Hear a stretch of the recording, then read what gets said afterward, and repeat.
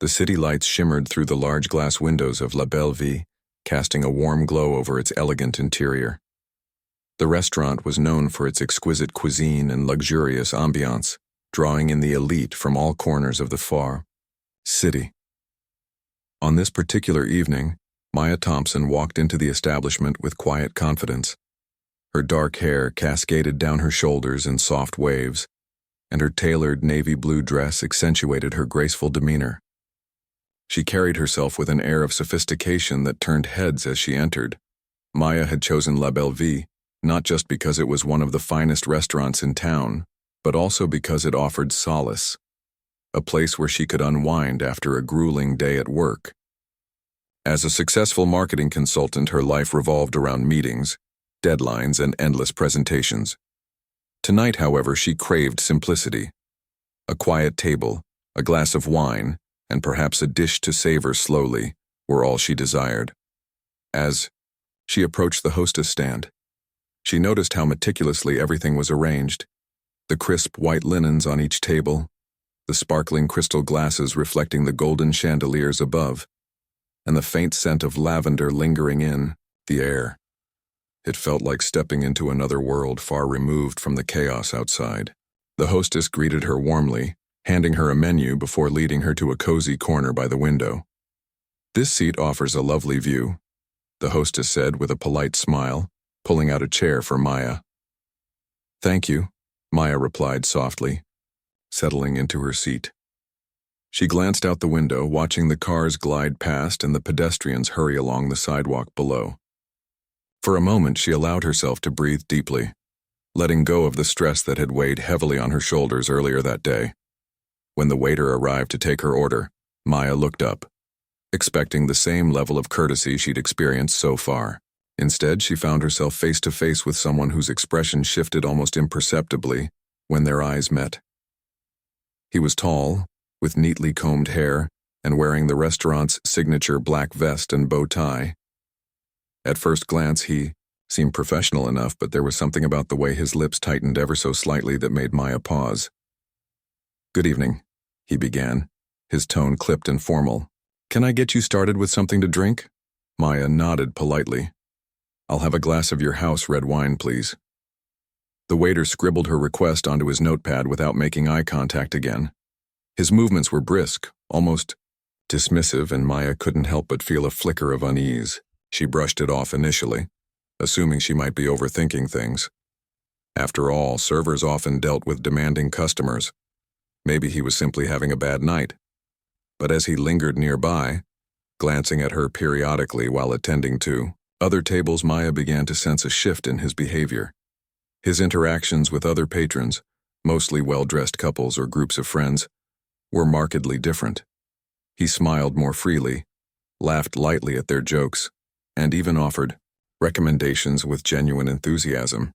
Yet whenever he returned to Maya's table, his demeanor grew colder, his words shorter, and his gaze avoided hers entirely. Despite the subtle tension building, Maya decided to focus on enjoying her meal. She ordered her favorite dish, a creamy mushroom risotto, and waited patiently as the waiter disappeared into the kitchen. Outside, the city buzzed with energy, oblivious to the quiet storm brewing inside the restaurant. Little did Maya know that this encounter would soon spiral into something far greater than she could have imagined. For now, though, she remained calm, determined not to let anyone ruin what had promised to be a peaceful evening. Unbeknownst to her, fate had other plans. As Maya waited for her meal, she tried to focus on the soothing ambiance around her. Soft jazz music played in the background, blending seamlessly with the gentle hum of conversation from nearby tables. Yet despite the restaurant's charm, something about the waiter's behavior gnawed at her. It wasn't overt, at least not yet, but it was enough to make her question whether she was imagining things. When the waiter returned with her glass of wine, he placed it on the table with a thud that seemed louder than necessary. A few droplets spilled onto the pristine white tablecloth, but he didn't apologize or offer to clean it up. Instead, he stood stiffly, his lips pressed into a thin line, as if serving her was an inconvenience. "Is there anything else I can get for you?" he asked, his tone flat and devoid of warmth. Maya forced a polite smile. No, thank you, this is fine for now.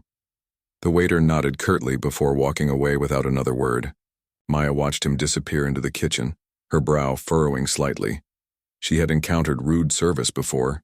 It happened occasionally. But this felt different. There was an undercurrent of hostility in his actions, something she couldn't quite put her finger on. A few minutes later, her risotto arrived. Or rather, it was set down in front of her with such haste that the plate clattered against the table. Startled, Maya looked up just in time to see the waiter turning away without even asking if everything was satisfactory. The dish itself looked delicious, steaming hot, garnished with fresh herbs. But Maya's appetite began to wane.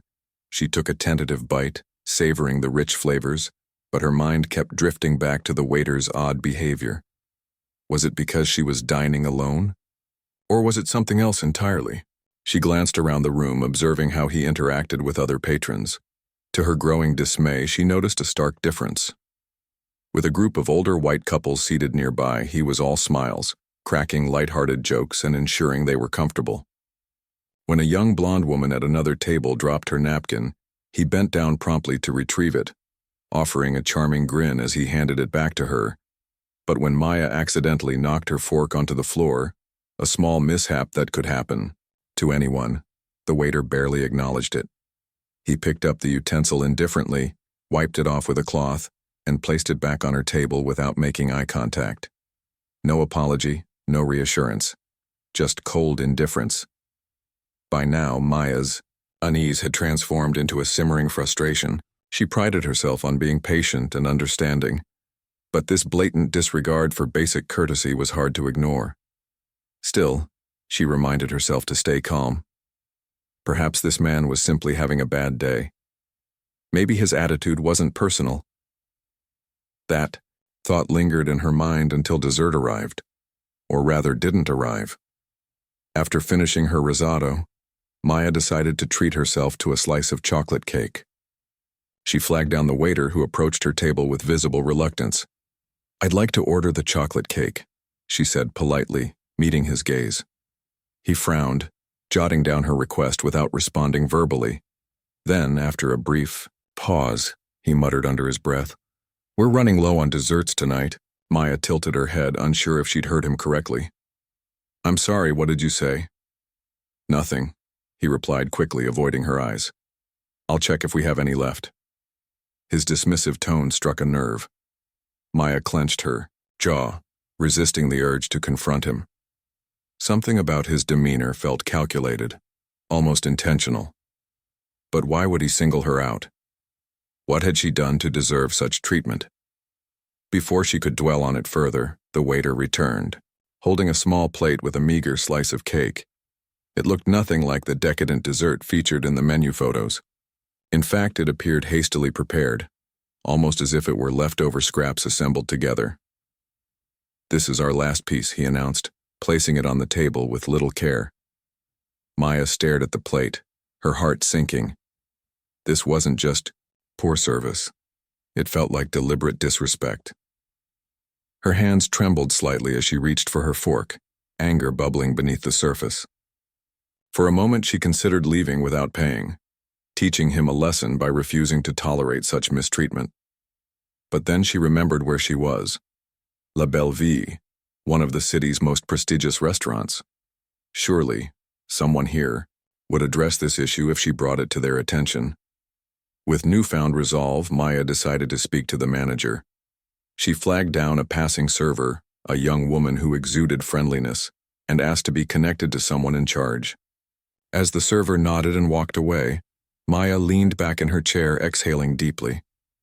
Unbeknownst to her, however, the true drama was only beginning. What she didn't realize was that the waiter's prejudice ran deeper than mere rudeness, and that her decision to escalate the matter would soon reveal shocking truths about the restaurant and its owner. The young server returned moments later, accompanied by a tall, impeccably dressed man in his late 40s. His neatly trimmed beard and polished shoes gave him an air of authority, and the name tag pinned to his lapel read, "Mr. Adler, Manager." He approached Maya's table with a warm smile, though there was a hint of concern in his eyes as he greeted her. "Good evening, ma'am," Mr. Adler said, his voice smooth and professional. "I understand you wanted to speak with me?" Maya nodded, grateful for the opportunity to address the issue. She took a deep breath, choosing her words carefully so as not to sound overly confrontational. "Yes, thank you for coming," she began, maintaining a calm tone. "I've been having some trouble with my service tonight. I don't want to cause any problems, but I feel it's important to bring this to your attention."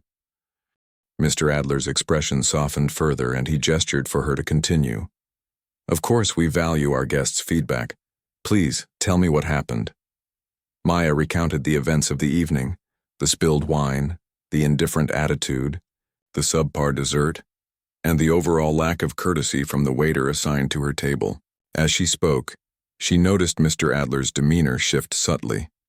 At first he appeared genuinely surprised, but as she described each incident in detail, his eyebrows furrowed and his lips pressed into a thin line. "I see," he said finally, his voice tinged with frustration.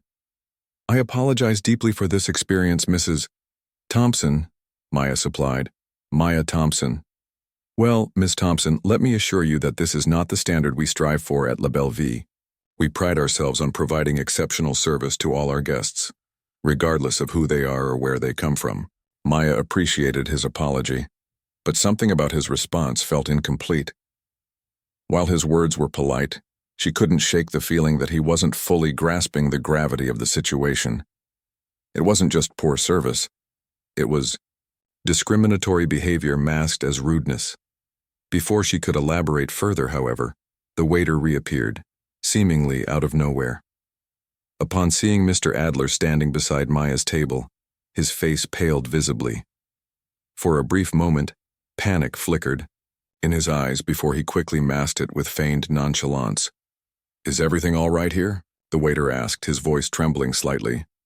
Mr. Adler turned to him, his expression stern. "That's what I'd like to know, Carson. Ms. Thompson has raised some concerns about your conduct tonight." Carson shifted uncomfortably, glancing between Maya and the manager. I'm sorry if there was a misunderstanding," he stammered.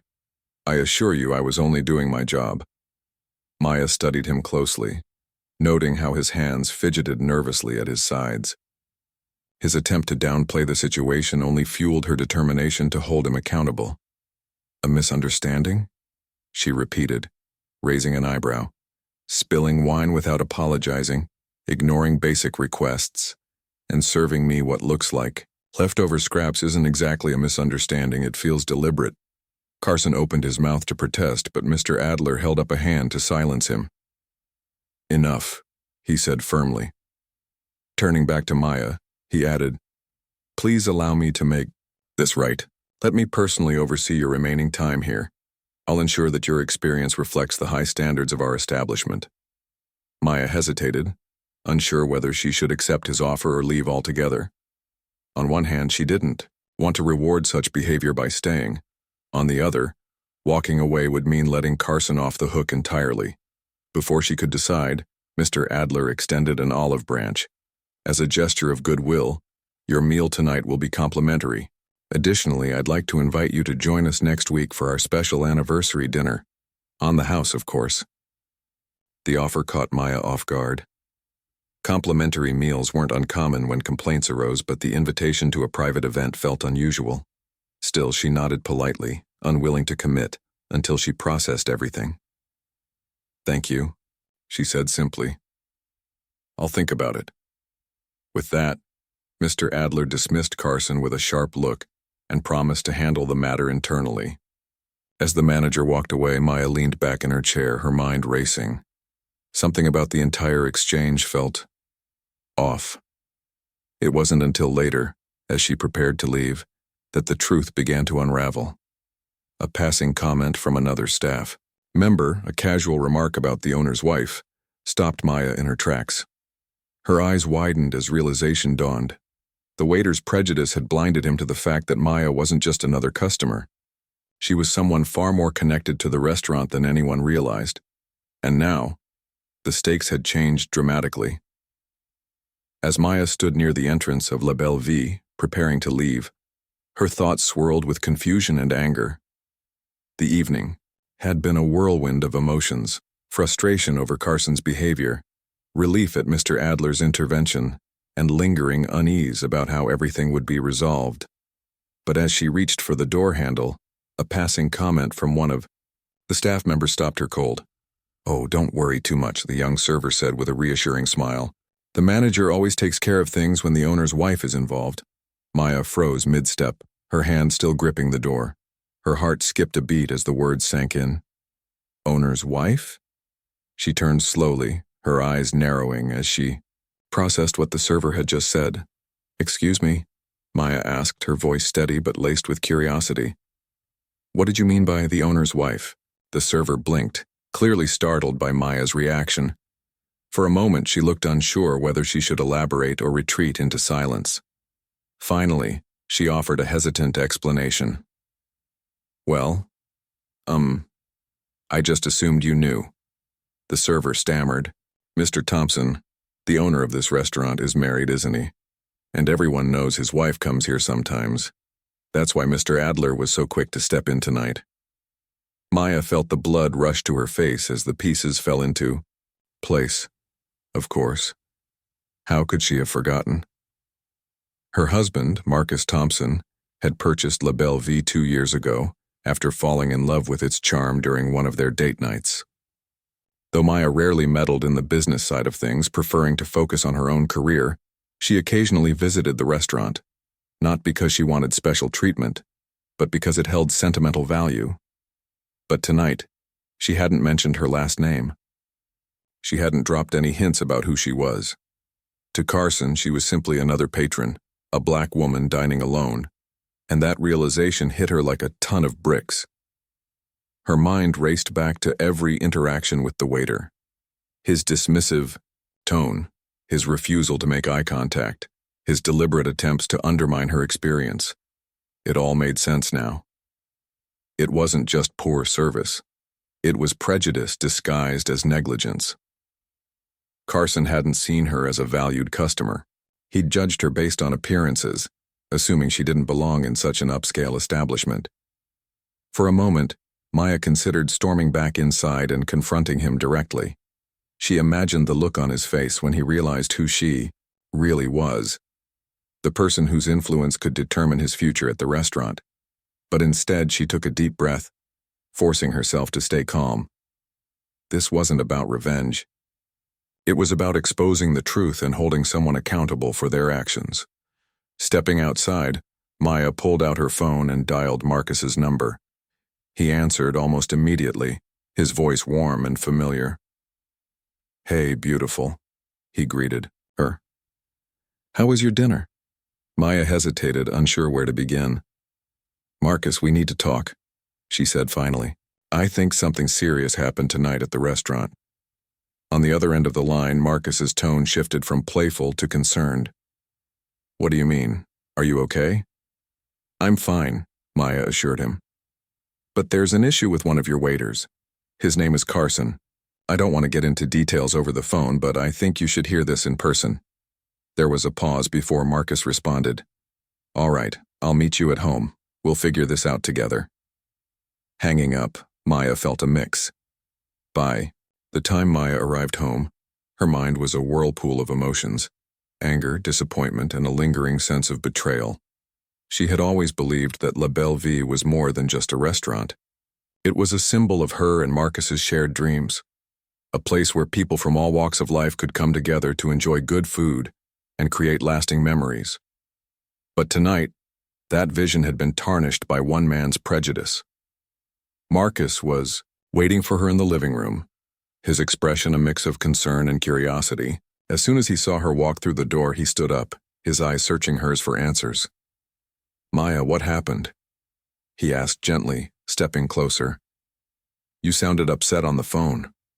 Taking a deep breath, Maya recounted the events of the evening, the waiter's dismissive attitude, the subpar service, and the eventual revelation about her identity. Her voice remained steady, but there was no mistaking the hurt behind her words. "I didn't say anything at first because I wanted to handle it myself," she continued.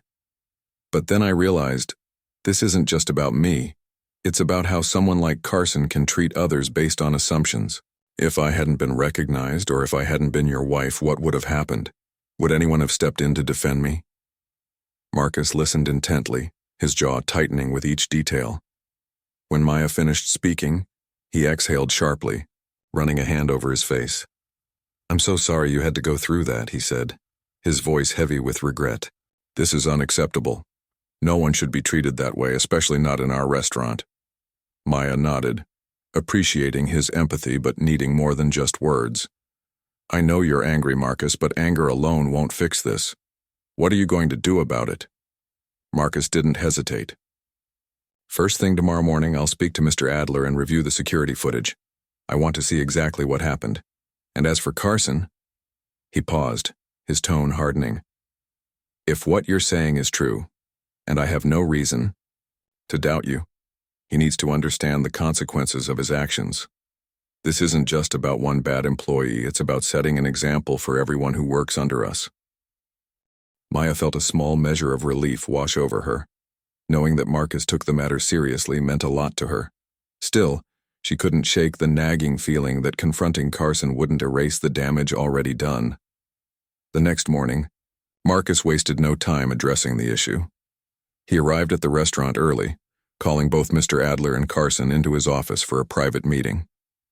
The atmosphere was tense as they gathered around the desk, the weight of the situation hanging heavily in the air.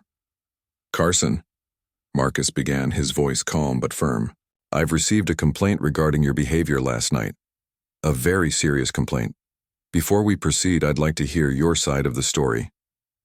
Carson shifted uncomfortably in his chair, clearly unprepared for the gravity of the conversation. "Sir, I don't know what to say," he stammered. "I was just doing my job. I didn't mean to offend anyone." "That's not what I heard," Marcus replied, leaning forward slightly. "From what I understand, you treated a guest poorly, someone who came here expecting nothing less than excellence. Do you deny that?" Carson hesitated, glancing nervously at Mr. Adler before answering. "No, sir, I don't deny it, but I swear it wasn't personal. I didn't realize." "That's precisely the problem," Marcus interrupted, his voice rising slightly. "You didn't realize. You judged someone based on appearances instead of treating them with the respect they deserve. That's not how we operate here. This restaurant was built on principles of inclusivity and kindness, and your actions last night violated those values." Carson hung his head, unable to meet Marcus's gaze. For the first time, he seemed to grasp the severity of his mistake. Marcus leaned back in his chair, exhaling deeply. "Here's what's going to happen. Effective immediately, you're suspended without pay for 2 weeks. During that time, you'll undergo mandatory training on workplace ethics and customer service. If you fail to demonstrate improvement, upon your return, your employment will be terminated. Do I make myself clear?" "Yes, sir," Carson mumbled, his voice barely audible. As the meeting concluded, Marcus turned to Mr. Adler. "I trust you'll ensure this doesn't happen again. We need to remind the entire staff why La Belle Vie exists, not just to serve food, but to foster a welcoming environment for everyone." With that, the matter was settled, for now. But Maya knew this was only the beginning. True change would require more than discipline. It would demand accountability, education, and a commitment to fostering respect within the workplace. And she was determined to play a role in making that happen. The days following Carson's suspension were tense at La Belle Vie. Word of the incident spread quickly among the staff, though Marcus and Mr. Adler kept the details discreet. Rumors swirled about what had happened, but one thing was clear. Something serious had occurred, and it involved a high-profile guest. The atmosphere in the restaurant shifted as employees became hyper-aware of their behavior, ensuring they treated every customer with utmost respect.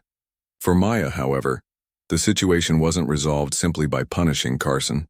While she appreciated Marcus taking swift action, she knew that true change required more than disciplinary measures. It demanded introspection, education, and a collective effort to address the biases that lingered beneath the surface. That's why she decided to take matters into her own hands. One afternoon, Maya met with Marcus in his office at the restaurant. She carried a folder filled with notes and ideas she'd been working on since the incident. Sitting across from him, she laid out her proposal. "Marcus," she began, "I've been thinking a lot about what happened. Yes, suspending Carson sends a strong message, but I believe we can do more. This is an opportunity not just to fix a problem, but to create something meaningful." Marcus raised an eyebrow, intrigued. "What do you have in mind?" Maya opened the folder and slid a document toward him. "I want us to implement a diversity and inclusion training program for all employees. Not just a one-time workshop, but an ongoing initiative that fosters understanding and empathy. We can bring in experts, hold regular discussions, and even create feedback channels so guests and staff feel comfortable voicing concerns." Marcus listened intently, nodding as he flipped through the pages. "This is ambitious, Maya, but I love it. It aligns with everything we stand for as a business and as people." "Exactly," Maya said, her eyes lighting up with determination. "La Belle Vie isn't just a restaurant, it's a community. And communities thrive when everyone feels valued and respected. If we're going to live up to that ideal, we need to lead by example." With Marcus's full support, Maya took charge of organizing the program. Over the next few weeks, she worked tirelessly, collaborating with diversity consultants, designing workshops, and reaching out to local organizations focused on equality and inclusion. Her goal was simple, yet profound: to transform La Belle Vie into a place where prejudice had no room to grow. Meanwhile, Carson returned to work after completing his suspension and mandatory training. He walked into the restaurant cautiously, unsure of how his colleagues would react. To his surprise, no one treated him differently, at least not outwardly. Mr. Adler greeted him warmly, emphasizing the importance of learning from mistakes and moving forward. Still, Carson couldn't shake the guilt weighing on his shoulders. During the first diversity workshop, Maya stood at the front of the room, addressing the entire staff. She spoke candidly about her experience, sharing how it felt to be judged based on assumptions rather than actions. Her words resonated deeply with many, including Carson, who sat quietly in the back, listening intently. "I'm not here to shame anyone," Maya concluded. "I'm here because I believe in second chances. For all of us. Let's use this moment to grow, to learn, and to make sure no one else has to endure what I did." As the session ended, Carson approached Maya hesitantly. His face was pale, and his hands trembled slightly as he mustered the courage to speak. "Ms. Thompson," he began, his voice barely above a whisper. I don't know how to apologize enough for what I did. I was wrong, completely wrong, and I promise I'll do better."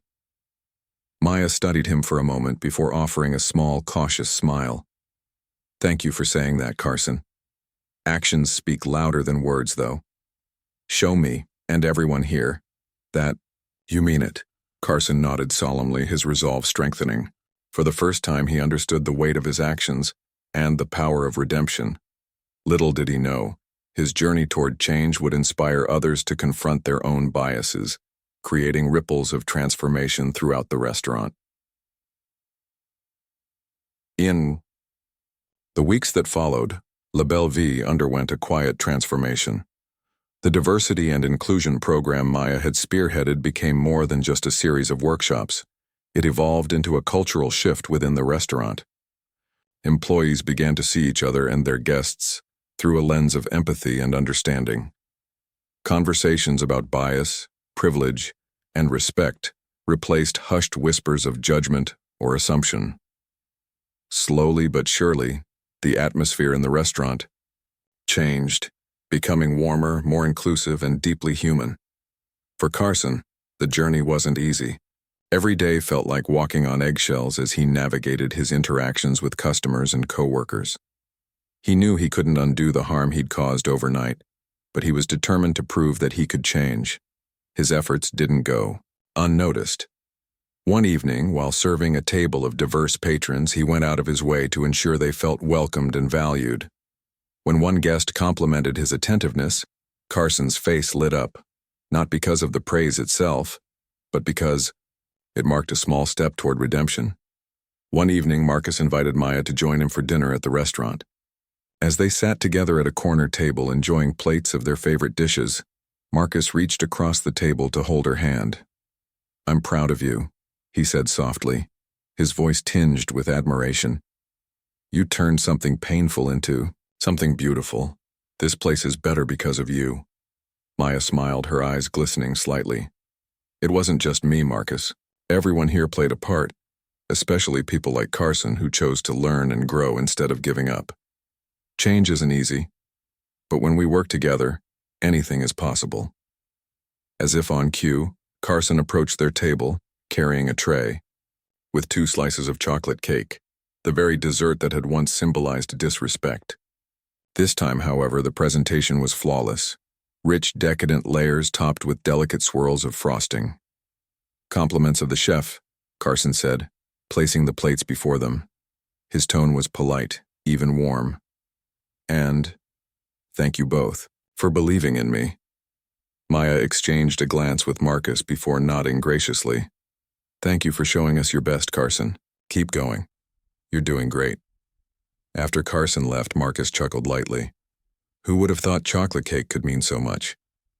Maya laughed too, feeling lighter than she had in weeks. The dessert served as a reminder that growth often comes from discomfort, and that sweetness can emerge from even the bitterest experiences. And in that moment, surrounded by laughter, music, and the hum of connection, Maya realized that beauty wasn't found in perfection. It was found in the courage to confront flaws, embrace change, and create spaces where everyone belonged. The story of La Belle Vie was no longer one of prejudice. It was a testament to resilience, redemption, and the power of second chances. And Maya knew deep down that this was only the beginning.